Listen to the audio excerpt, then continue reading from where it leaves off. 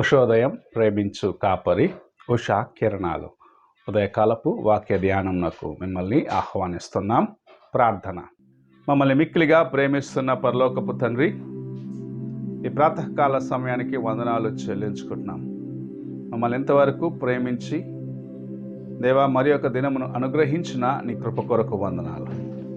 మేము నిన్నటి వారము ఆయనను నీ కృప చేత మమ్మల్ని ఆయన సజీవ లెక్కలో ఉంచిన విధానాన్ని బట్టి వందనాలు చెల్లించుకుంటున్నాం.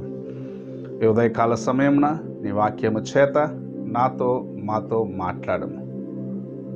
కార్యక్రమమును వీక్షిస్తున్న ప్రతి ఒక్కరిని ఆశీర్వదించుము, నీ కృపతో నింపి నడిపించుము.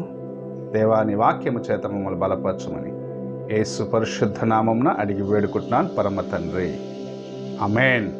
ఈ ఉదయకాలపు వాక్య భాగము యోహాను సువార్త 10వ అధ్యాయము 11వ వచనము నుండి 13వ వచనం వరకు ఉన్న వాక్య భాగమును చదువుకుందాం. నేను గొర్రెలకు మంచి కాపరిని, మంచి కాపరి గొర్రెల కొరకు తన ప్రాణము పెట్టును. జీతగాడు గొర్రెల కాపరి కాడు, గనుక గొర్రెలు తన వికానందున తోడేలు వచ్చుట చూచి గొర్రెలను విడిచిపెట్టి పారిపోవును. తోడేలు ఆ గొర్రెలను పట్టి చెదరగొట్టును. జీతగాడు జీతగాడే, గనుక గొర్రెలను గూర్చి లక్ష్యము చేయక పారిపోవును. నేను గొర్రెల మంచి కాపరిని. మనము చదివిన వాక్య భాగములో యేసు ప్రభు ఒక గొర్రెల కాపరి యొక్క ప్రత్యేకతను చెప్పటం చూడగలము. మంచి కాపరి తన గొర్రెల కోసము ప్రాణం పెడతాడు.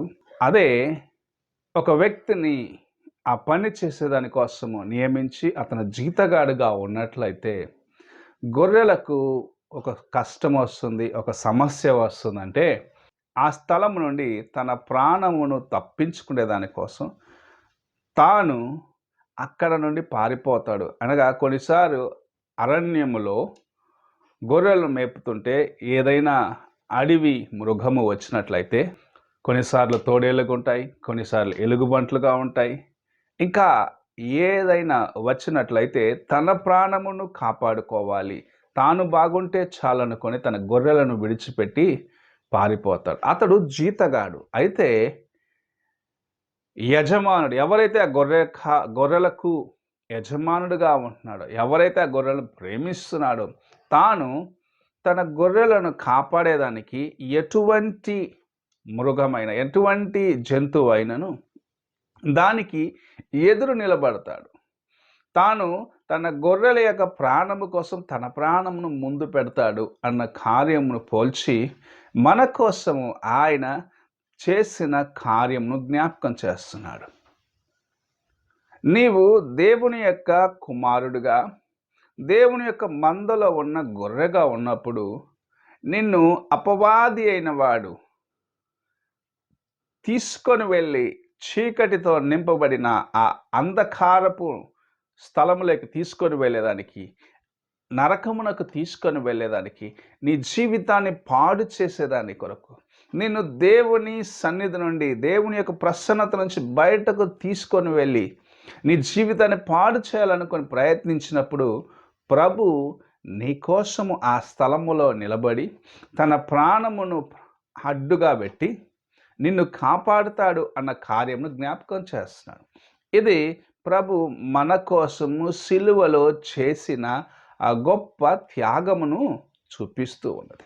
అనేక సార్లు మనం అనుకుంటాము, నేను బాగున్నాను, నాకు అన్నీ బాగున్నాయి అనుకుంటాం. అయితే ఒక శోధన వచ్చినప్పుడు, అపవాది నిన్ను మోసగించినప్పుడు, నీవు ఏమి చేయాలనో తోచక నీ జీవితములో కృంగిన సమయమున ప్రభు నిన్ను సంరక్షించేదానికోసం, నిన్ను విడిపించేదానికోసం, నీ జీవితాన్ని బాగు చేసేదానికోసం తన్ను తాను బలిగా అర్పించుకున్న కార్యంను జ్ఞాపకం చేస్తున్నాడు. ఈ లోకంలో ఉన్న మానవులందరూ నశించి నరకానికి వెళ్ళే ఒక స్థితిలో ఉన్నప్పుడు వారిని విమోచించాలి. నా గొర్రె వీళ్ళు, నా హస్తములతో చేయబడిన వారు వీరు, నా యొక్క జీవమును వారిలోకి, లేకుంటే నా యొక్క ఆత్మను వారిలోకి నాసికారంధ్రంలోకి ఊదినప్పుడు వాయువు కలిగిన వారిగా, లేకపోతే జీవాత్మ కలిగిన వారిగా వారు మారినారు.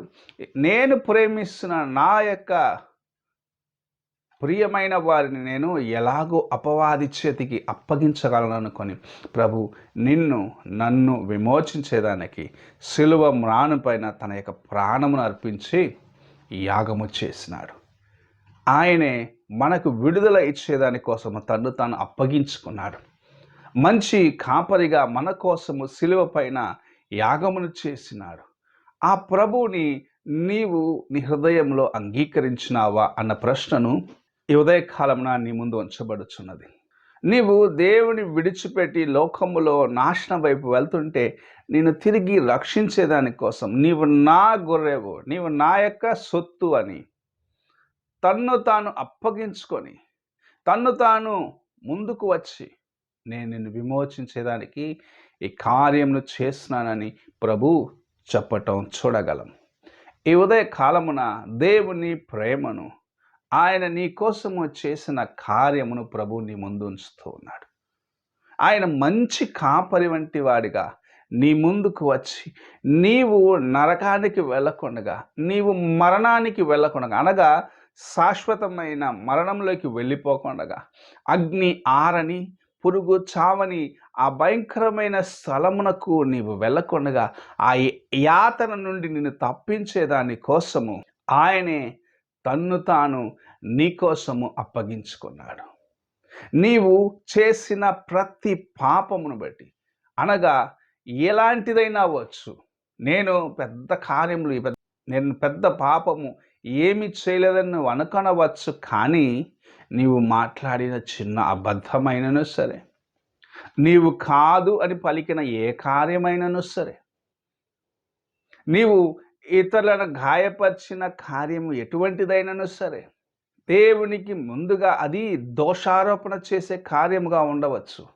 అలాంటి వాటి నుండి నేను విమోచించేదాని కోసము, వాటి యొక్క శిక్ష నుండి నేను విమోచించేదాని కోసము, నా గొర్రెలను కాపాడుకునేదాని కోసము నేను నా ప్రాణము పెడతానని ప్రభు చెప్పటం చూడగలం.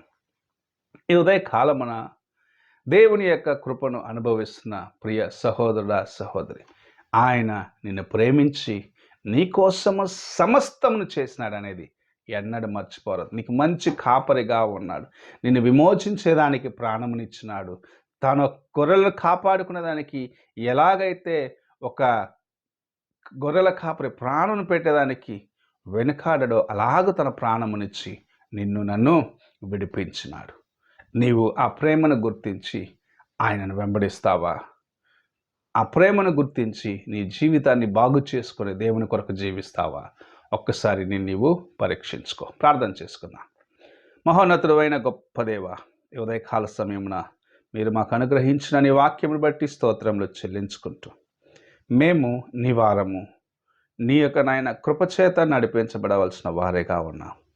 మమ్మల్ని కనికరిస్తూ నడిపిస్తున్న నీ కృపకు వందనాలు దేవా. మా కోసం ప్రాణమును పెట్టి అంతగా నీవు అప్పగించుకున్నావు తండ్రి.